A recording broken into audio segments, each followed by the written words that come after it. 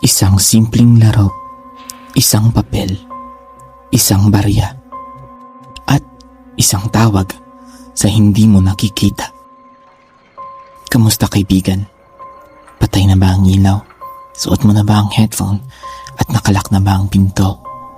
Dahil sa episode natin ngayong gabi, ay mapapadalawang isip ka kung gusto mo bang maglaro o hindi. Ako, si Deo, ang inyong host. Tara, makinig ka muna kung matapang ka. Minsan, ang mga laro na akala mong inosente, sila pa ang nagtatawag sa mga masasamang espiritu. Ang larong ito ay kilala bilang Kokuri-san. Sa Japan, may isang laro na parang Ouija board. Kailangan mo ng papel. Isusulat mo ang yes at no, pati ang mga letra ng alphabet. Maglalagay ka ng barya sa gitna at tatawagin mo siya.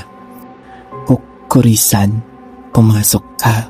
Kapag gumalaw ang barya, ibig sabihin may sumagot. Pwede ka nang magtanong at sasagutin ka niya sa galaw ng barya.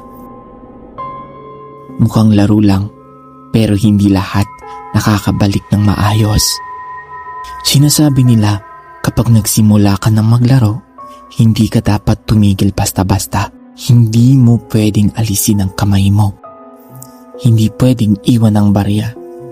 At higit sa lahat, pagtapos ka ng maglaro, kailangan mong paalisin siya. Sabihin mong, Kokuri-san, umalis ka na. Kung hindi, ay hindi ka niya iiwan at didikit siya sa iyo. May mga estudyante sa Japan na naglaro nito sa school. Sa una, masaya, tatawanan. Pero nang gumalaw ang barya, tumahimik ang lahat at may sumagot. At habang nagtatanong sila, parang hindi na sila ang kumukontrol sa laro. May isa na natakot at biglang inalis ang kamay. Kinabukasan, hindi na siya pumasok. Sinabi ng iba, nakikita siyang nakatitig lang sa sulok. Parang may kumakausap. May iba naman, hindi nila tinapos ang laro. Hindi nila pinaalis si Kokuri-san. At mula noon, may nararamdaman silang presensya sa gabi. May naririnig silang mahinang galaw at parang may gumugulong na barya sa kanilang kwarto.